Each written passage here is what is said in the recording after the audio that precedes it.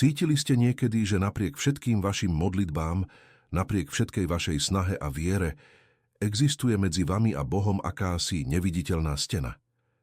Je to pocit, ktorý mnohí z nás poznajú, ale málo kto o ňom hovorí nahlas. Budíte sa ráno s nevysvetliteľnou ťažobou na hrudi, ako by vaša duša niesla váhu celého sveta, hoci sa vo vašom živote navonok nič tragické nedeje.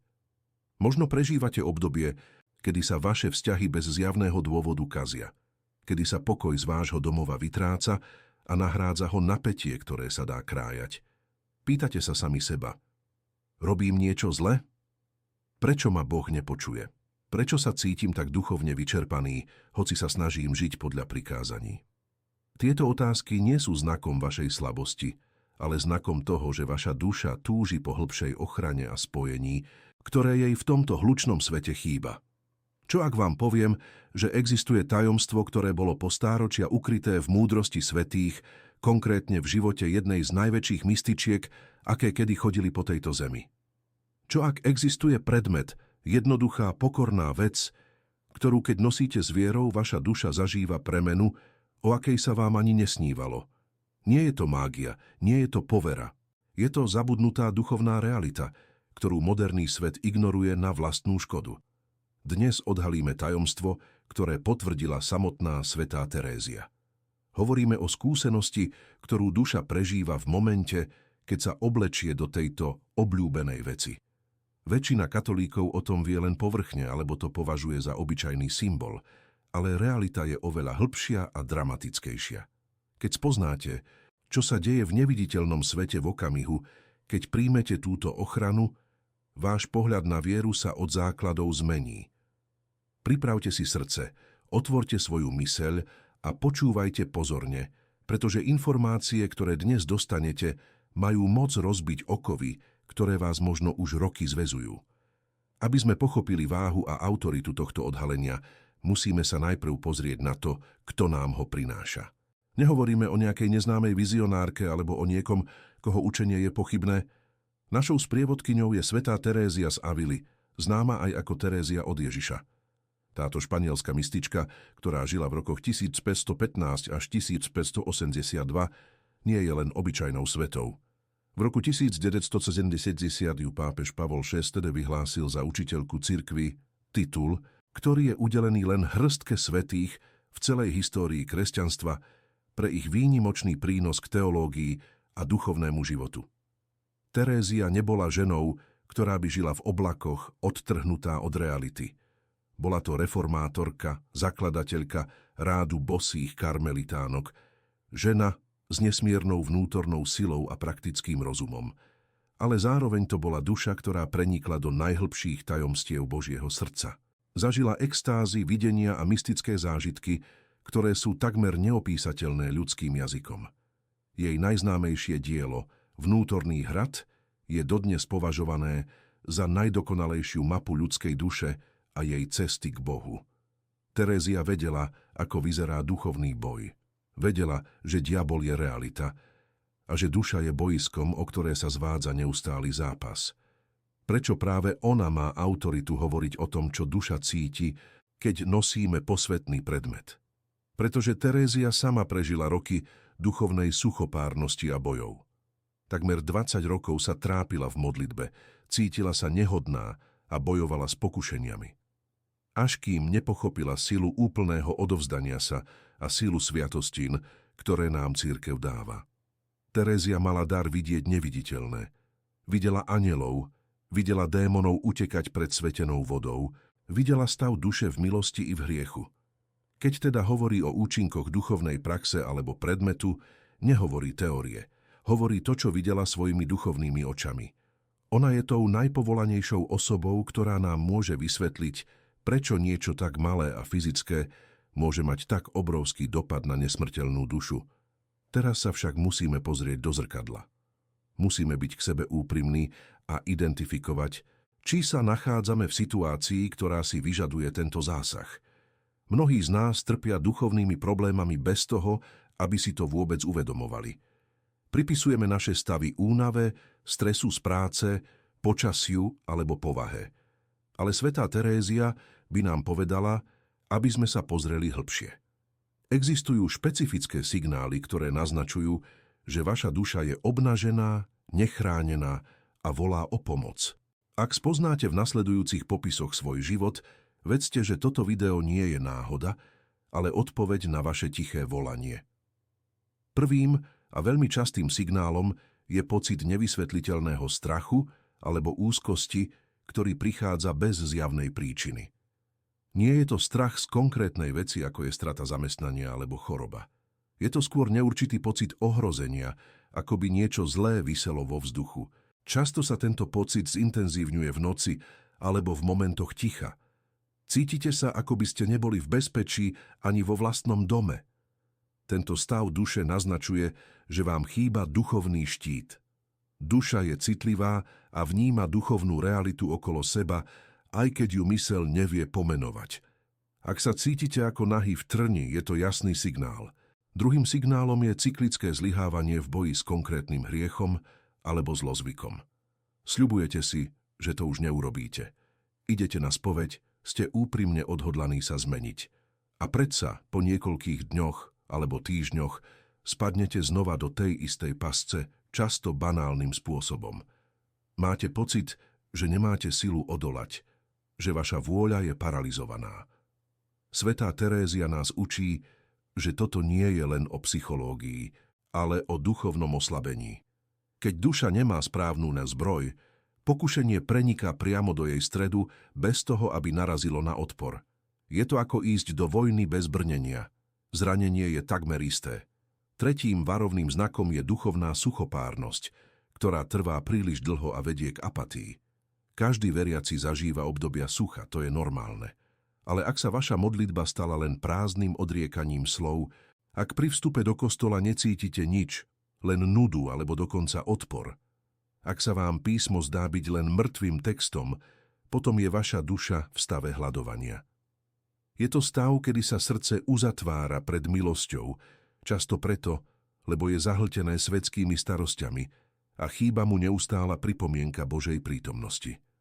Duša potrebuje kotvu, niečo, čo ju udrží pri Bohu aj v čase búrky. Štvrtým signálom sú nevysvetliteľné konflikty a napätie vo vzťahoch. Všimli ste si, že sa hádate s manželom, manželkou, deťmi alebo rodičmi pre úplné maličkosti? Že z malého nedorozumenia vznikne obrovská priepasť hnevu a neodpustenia? Často si potom hovoríte, prečo som tak vybuchol, to som nebol ja. Svätá Terézia často hovorila o tom, ako zlý duch rád narúša pokoj v rodinách, pretože rodina je obrazom Najsvätejšej Trojice. Ak vaša domácnosť prestala byť prístavom pokoja a stala sa bojiskom, je to znak, že vášmu domu chýba duchovná pečať ochrany. Piatým znakom je neustála fyzická a mentálna únava, ktorá nereaguje na odpočinok. Spíte 8 hodín, ale budíte sa vyčerpaní. Máte ťažkosti sústrediť sa na jednoduché úlohy. Cítite sa, ako by z vás niečo vysávalo životnú energiu. Samozrejme, vždy treba vylúčiť zdravotné príčiny, ale často je tento stav prejavom duchovného útlaku. Keď je duša pod neustálym tlakom negatívnych duchovných vplyvov a nemá ochranu, telo to cíti. Je to ako keby ste neustále kráčali proti silnému vetru. Vyčerpáva to nielen ducha, ale aj telo. Šiestým veľmi špecifickým znakom je neschopnosť vnímať Božiu lásku. Viete rozumom, že Boh vás miluje, počujete to v kázniach, čítate to v Biblii, ale necítite to. Vo vašom vnútri je chlad. Cítite sa osamelí, opustení, možno dokonca máte pocit, že Boh na vás zabudol alebo vás trestá. Toto je jedna z najväčších lží, ktorému duša uverí, keď nie je chránená. Zlý duch sa snaží izolovať dušu od zdroja jej života, ktorým je láska. Ak sa cítite ako sirota v obrovskom vesmíre, hoci ste pokrsteným dieťaťom Božím, je to naliehavý alarm. A nakoniec 7. znakom je strata nádeje a radosti zo života. Nehovoríme o klinickej depresii, ale o duchovnom smútku, acédii. Je to stav, kedy sa vám všetko duchovné zdá ťažké, zbytočné a bezvýznamné. Stratili ste iskru, stratili ste zápal. Chýba vám svätá horlivosť, o ktorej hovorí svätá Terézia. Žijete zo dňa na deň, mechanicky plníte povinnosti, ale vnútri ste vyhasnutí. Tento stav je nebezpečný, pretože vedie k postupnej strate viery. Ak ste sa našli aspoň v 3 z týchto bodov, prosím, neľakajte sa. Uznanie problému je prvým krokom k uzdraveniu. Tieto stavy nie sú vašim definitívnym osudom, sú len dôkazom toho, že ste v duchovnom boji a že potrebujete posilniť svoju obranu. A práve tu prichádza na rad múdrosť svätej Terézie a riešenie, ktoré nám ponúka. Aby sme pochopili, prečo fyzický predmet môže mať taký hlboký vplyv na duchovný stav, musíme sa ponoriť do teológie, ako ju chápala a vysvetľovala svätá Terézia. Pre moderného človeka je ťažké pochopiť, ako môže kúsok látky alebo kovu ovplyvniť nesmrteľnú dušu. Žijeme v dobe materializmu, kde veríme len tomu, čo vidíme pod mikroskopom. Ale katolícka cirkev, opierajúc sa o 1000-ročnú tradíciu a skúsenosti svätých, nás učí niečo iné. Žijeme v 2 svetoch súčasne, vo viditeľnom a neviditeľnom. A tieto svety sú prepojené oveľa viac, než si myslíme. Svätá Terézia vo svojom diele Sto vnútorný hrad popisuje dušu ako nádherný kryštálový hrad, v ktorom prebýva samotný kráľ, Boh. Ale okolo tohto hradu sú vonkajšie hradby, kde číhajú nepriatelia. Sú to jedovaté živočíchy, ako ich ona nazýva, démoni, pokušenia, svetské žiadostivosti. Tieto sily sa neustále snažia preniknúť dovnútra, znečistiť komnaty duše a vyhnať z nej pokoj. Terézia nás varuje, beda duši, ktorá nie je ostražitá a nemá stráže na hradbách. Tu prichádza na rad koncept sviatostín. Sviatosť ako krst alebo Eucharistia nám dáva milosť priamo. Sviatostina ako svetená voda, krížik, škapuliar nás pripravuje na prijatie milosti a chráni nás. Svetené predmety nie sú talizmany pre šťastie. Ich moc nepochádza z materiálu, z ktorého sú vyrobené. Ich moc pochádza z modlitby cirkvi a z viery toho, kto ich nosí. Keď cirkev niečo požehná, pripája k tomu predmetu prosbu, aby Boh chránil každého, kto ho s úctou používa.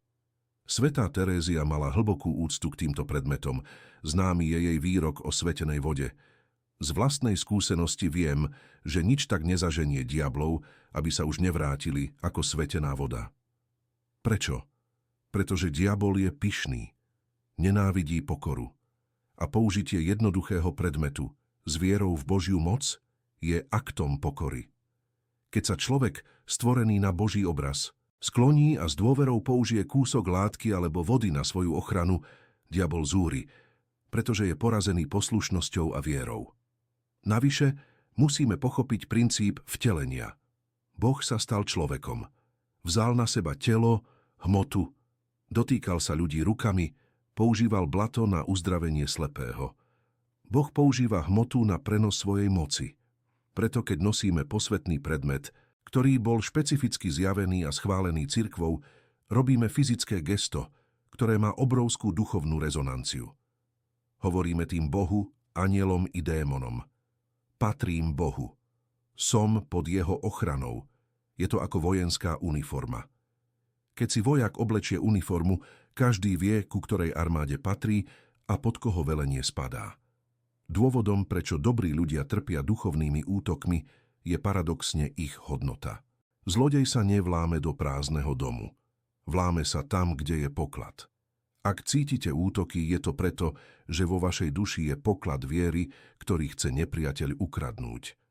Čím väčšie je vaše poslanie, čím bližšie chcete byť k Bohu, tým silnejší bude odpor. Svätá Terézia to zažila na vlastnej koži. Keď sa rozhodla reformovať Karmel a žiť svätejšie, peklo sa proti nej vzbúrilo. Ale ona sa nebála, pretože mala zbrane. A jednu z týchto zbraní nám zanechala ako dedičstvo svojho rádu. Teraz prichádzame k jadru veci, k momentu pravdy. Čo je tou obľúbenou vecou svätej Terézie, o ktorej hovorí náš titul? Čo je tým predmetom, ktorý, keď nosíme, mení stav našej duše spôsobom, o akom väčšina nevie? Týmto predmetom je karmilský škapuliar. Možno ste to čakali, možno nie. Ale prosím, nevypínajte toto video s myšlienkou, ach, to už poznám. Pretože to, čo teraz budeme analyzovať, nie je len o tom, že si zavesíte na krk 2 kúsky hnedej látky. Je to o tom, čo svätá Terézia a tradícia Karmelu odhaľujú o zmene stavu duše, ktorá nastáva, keď tento škapuliar nosíte s náležitým úmyslom. Svätá Terézia bola karmelitánka. Škapuliar je súčasťou habitu, reholného odevu. Pre ňu to nebol len doplnok. Bola to jej identita. Bolo to oblečenie Panny Márie. Keď svätá Terézia hovorí o habite a škapuliari, hovorí o svadobnom rúchu. A tu je tá veľká revelácia, ktorú mnohí prehliadajú. Čo presne zažíva duša, keď nosí škapuliar? Nie je to len pasívna ochrana. Je to aktívna transformácia. Poprvé, duša, ktorá nosí škapuliar s vierou, sa dostáva do stavu neustálej mariánskej prítomnosti. Svätá Terézia učila, že modlitba nie je len to, čo hovoríme ústami, ale to, kým sme. Keď si ráno nasadíte škapuliar, je to, ako by ste povedali Márii: Matka, buď so mnou v každom mojom dychu. A mystici potvrdzujú, že Mária túto prosbu berie doslovne. Duša nosiaca škapuliar je ako záhrada obohnaná múrom. Hluk sveta tam stále dolieha, ale vo vnútri vzniká priestor ticha, ktorý patrí Márii. Zrazu zistíte, že v pokušení, ktoré vás predtým premohlo, teraz cítite zvláštnu brzdu, jemný hlas, ktorý vás varuje. To je priamy efekt nosenia tohto rúcha. Po druhé, duša zažíva účasť na duchovných dobrách celého rádu. Toto je fascinujúce tajomstvo. Keď príjmete škapuliar a ste doň kňazom prijatí, stávate sa členom karmelitánskej rodiny. Svätá Terézia, svätý Ján od Kríža, svätá Terézka z Lisieux, všetci títo giganti ducha sa stávajú vašimi duchovnými súrodencami. Znamená to, že každá ich modlitba, každá ich zásluha, každá omša, slúžená v karmelitánskom ráde na celom svete, prináša úžitok aj vašej duši. Predstavte si to. Nie ste v boji sami. Máte za sebou armádu tých najsilnejších modliacich sa duší v histórii. Duša to cíti ako prílev sily, ktorú si nevie vysvetliť. Tam, kde ste predtým padali, zrazu stojíte, podopieraní zásluhami svätých. Po tretie, a toto je možno najdôležitejšie pre tých, ktorí sa boja smrti, duša zažíva prísľub záchrany. Panna Mária dala svätému Šimonovi Stockovi, a tradícia to potvrdzuje, prísľub. Kto zomrie oblečený v tomto rúchu, nebude trpieť vo večnom ohni. Svätá Terézia veľmi dbala na to, aby jej sestry zomierali v habite. Prečo? Nie preto, že by látka mala magickú moc zachrániť hriešnika, ktorý nechce robiť pokánie, ale preto, že nosenie škapuliara je znakom predurčenia. Je to znamenie, že Mária nedovolí, aby táto duša zomrela v smrteľnom hriechu bez zmierenia s Bohom. Duša, ktorá nosí škapuliar, zažíva hlboký pokoj ohľadom svojej spásy. Strach zo smrti sa mení na dôveru. Je to, ako by ste mali na sebe pas do neba, ktorý vám Matka Božia podpísala. Po štvrté, duša pod vplyvom tejto sveteniny získava citlivosť na hriech. Svätá Terézia hovorí o tom, ako svetlo Boha odhaľuje aj najmenšie smietky prachu v duši. Ľudia, ktorí začnú nosiť škapuliar, často hovoria: zrazu vidím hriechy, ktoré som predtým ignoroval. To nie je preto, že by sa stali horšími.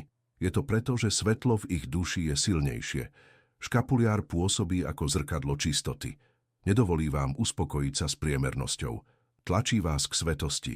Pre dušu je to niekedy bolestivé, ale je to bolesť uzdravujúca. Po piate, dochádza k utíšeniu vášní.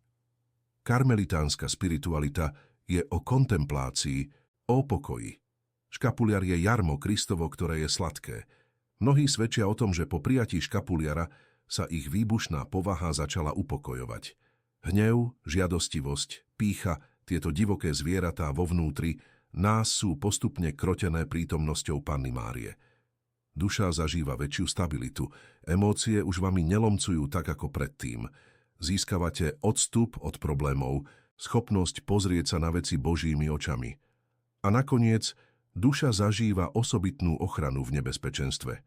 Existuje nespočetné množstvo svedectiev o tom, ako škapuliar fyzicky zachránil život, od guliek, ktoré sa odrazili, až po nehody, z ktorých ľudia vyviazli bez škrabanca.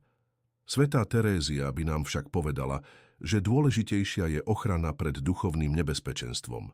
V momentoch, kedy by ste mohli urobiť fatálne rozhodnutie, ktoré by zničilo váš život alebo rodinu, vás niečo zastaví.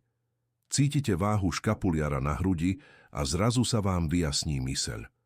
Toto všetko sa deje, keď nosíte túto obľúbenú vec svätej Terézie. Ale pozor, nefunguje to automaticky ako baterka. Vyžaduje si to vašu spoluprácu.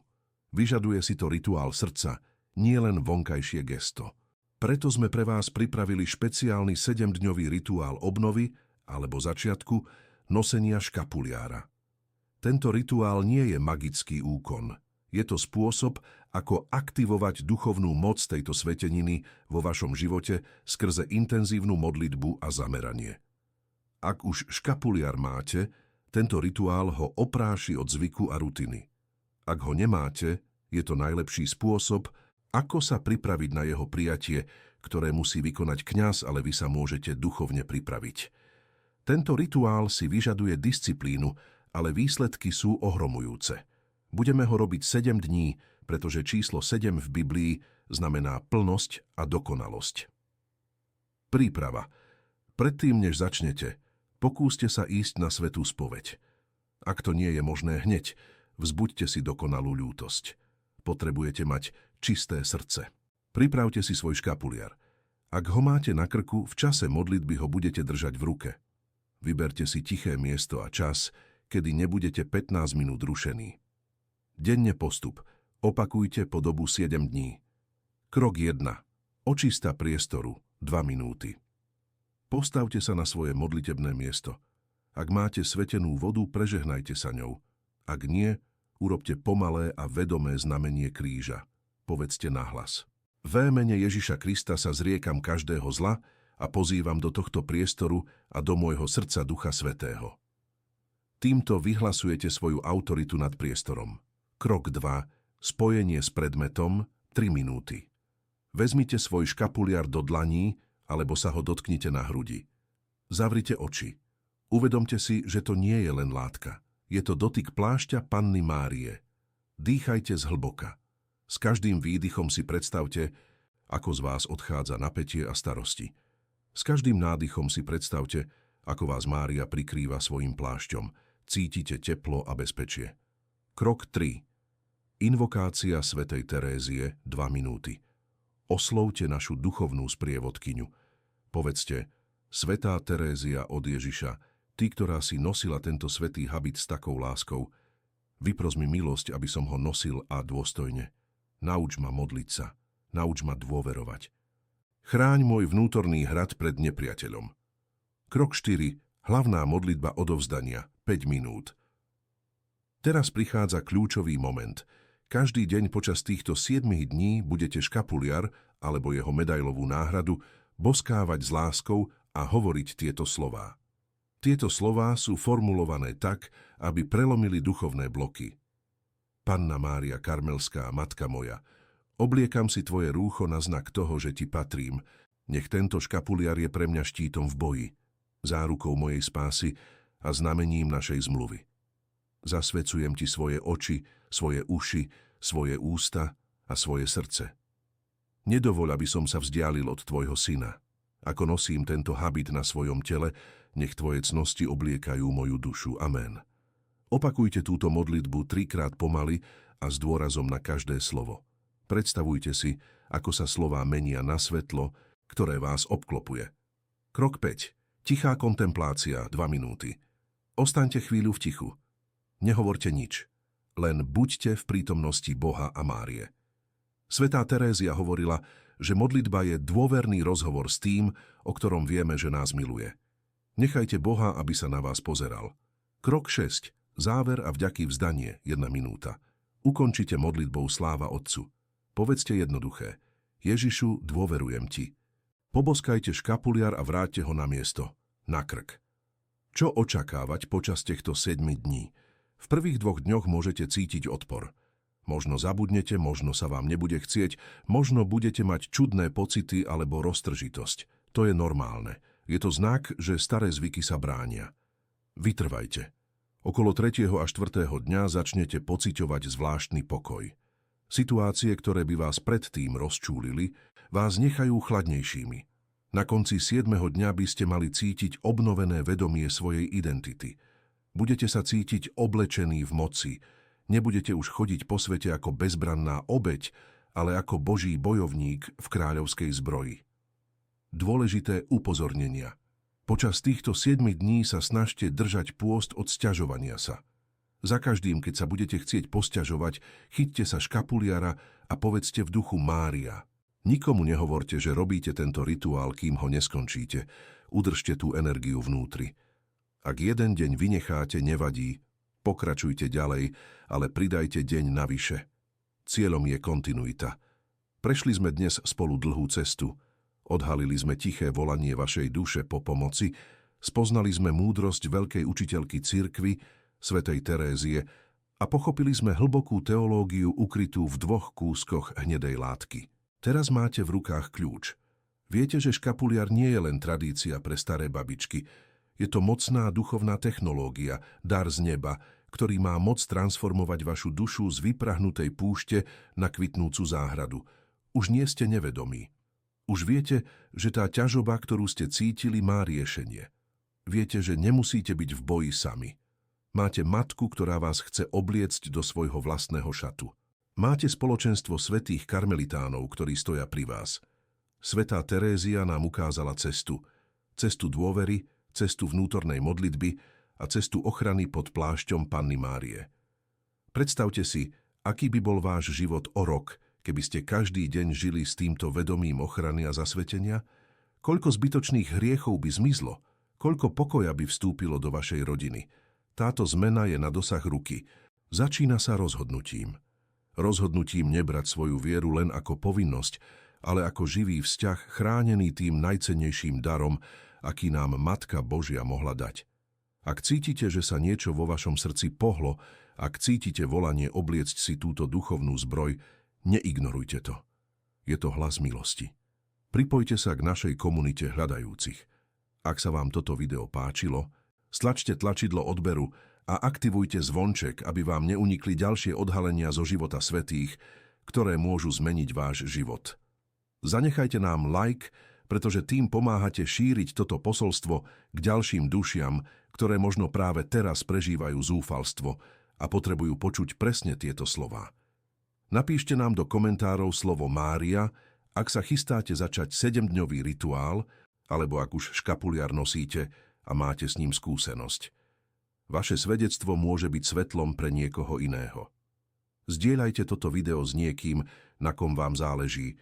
Možno práve oni potrebujú tento duchovný štít. Na záver vás chcem zveriť do ochrany svätej Terézie a Panny Márie Karmelskej. Nech vás mocný príhovor svätej Terézie sprevádza. Nech plášť Panny Márie Karmelskej je vaším útočiskom v každej búrke. Nech karmelský škapuliar je pečaťou na vašom srdci, ktorá vás ochráni pred každým zlom a bezpečne vás privedie do prístavu večnej spásy. V mene Otca i Syna i Ducha Svätého. Amen. Pamätajte, kto nosí Máriino rúcho, nikdy nie je sám. Vaša ochrana sa začína teraz. Kráčajte v pokoji.